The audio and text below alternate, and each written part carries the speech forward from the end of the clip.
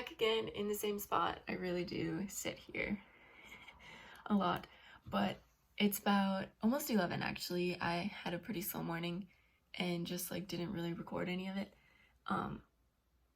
But yeah, so I'm gonna go make some like brunch, I guess, get my coffee, and then we're gonna sit down and we're gonna do some stuff for school today. I have 3 chapters that I want to read and 2 assignments to turn in. So it's a bit ambitious, but I'm just gonna time block it out, and then that helps me stay more focused. So yeah, we're gonna do that, and then we'll see what we get up to tonight. I kind of have an idea, but it'll be a surprise.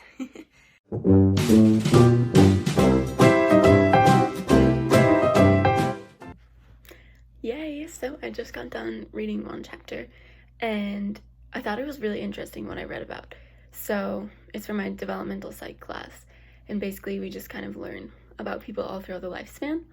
And so today I read about like late adulthood and like retirement, and there was one section where it basically kind of talked about retirement and how things have been changing, like life expectancy has been getting longer, and it's actually something quite recent, like in the last 100 years. If you think about it, that's pretty recent. And so we don't really have all the systems set up for it yet. And so by like 2050, people older than 65 are going to be the majority of like the age group, because people are having less and less kids. And so it's just going to like kind of spread it out. And so like social welfare programs is what helped these elderly people like live life and like kind of have some more independence, and that's really valued in American society. That's not valued everywhere. And so with that, like there might not be as much social welfare for that. And America was actually like one of the latest countries to even bring that in like its realm in like the 1930s. Like European countries had it in like the late 1800s, which is super interesting, I think. And so we haven't even had it for like 100 years in America, and we're already like it's gonna kind of fail us. So like one theory to kind of fix this is to kind of like rework how people work like throughout the lifespan. And so basically like one theory was, with all these advancements now, people are still like cognitively functioning after like 65. Like you don't just like lose everything you learned once you hit retirement age. Like you're still functioning for the most part. Obviously it's on a scale. And so the idea was to have those people like work longer, and then the break would be when you have more like family responsibilities. So when you're like, you know, from like your 30s to 40s, when your children are actually growing up, is when you could like somehow work less, and that's maybe when you could get more of like social welfare and like that kind of stuff. So then you could be there for your children, and then obviously like you could work before then and like save money. It wouldn't be as much time, so like maybe we'd have to have more financial classes when we're in high school so we understand it fully, how to save money in our 20s. But then yeah, you'd get your break then, and then you kind of would just work until you're like 70, and then you could, or you know, something like that. So then it's like more spread out and not so much ageism and people like feeling like they're discriminated against because of old age. And this is a really long clip, but I just found it super interesting, and so I thought I would share a little thought for y'all. That's what sociology and psychology is, makes you think about life as it is. So there you go.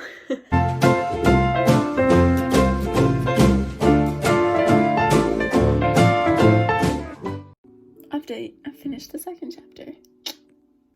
Okay, so it's a little after 3 actually, and I got my other 2 chapters and assignments turned in, so I just have 1 for personality left.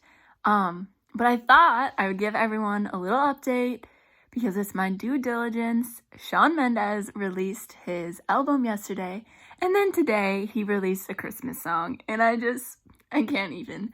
So I will be listening to that like literally all this month and probably all of next year. I'm so excited. But anyways, yeah, if you didn't know, I'm a big Shawn Mendes fan. His documentary came out earlier, so yeah, he's like my first concert I went to. I don't go to a lot of concerts. That's a lie. I guess I've gone to concerts before, Christian singers, and those are really cool concerts. But this was like my first big one in like a stadium, like in Minneapolis, like the full 50,000 people experience.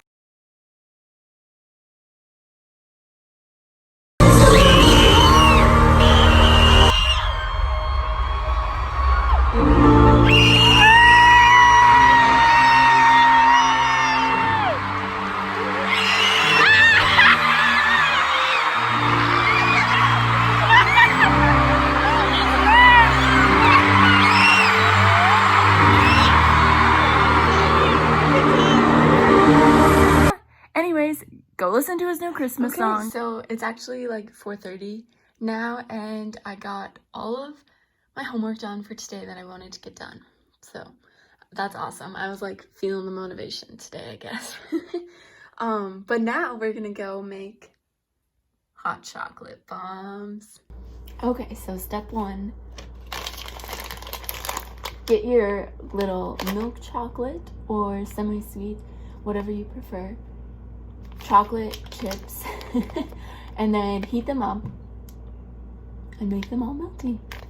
No idea how much I need, so we're just gonna wing everything of this.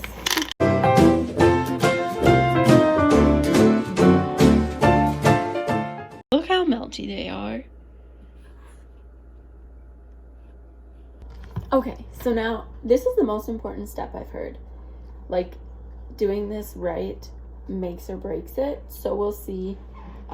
Like I said, I got squares instead of circles because that's all Target had, and I have no idea how to really go about this, but we're just gonna try it.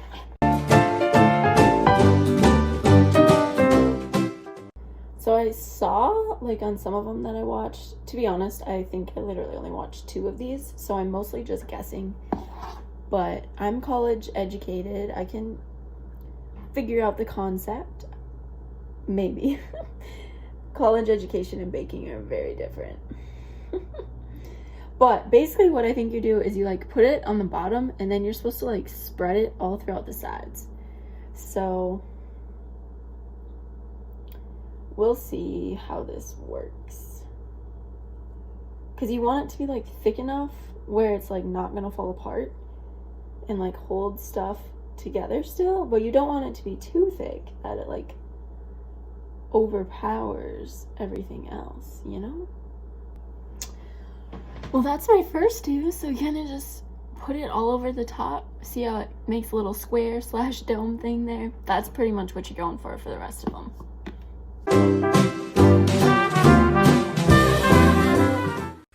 Okay, so this is me editing again, because I didn't finish this clip at all last night.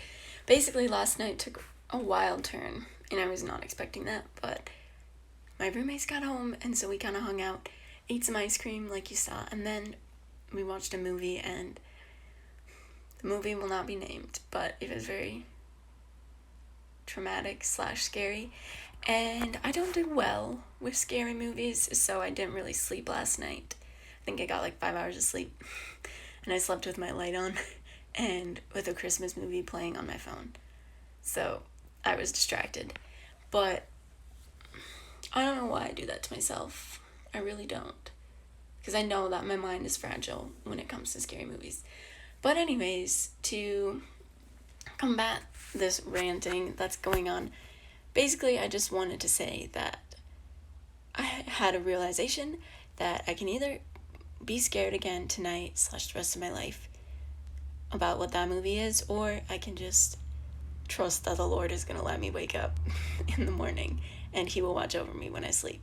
And so I'm just going to put my trust in that, and obviously lock my doors and stuff, and hopefully get a better night's sleep tonight. So anyways, yes, good night from last night. I will literally see you in a few minutes.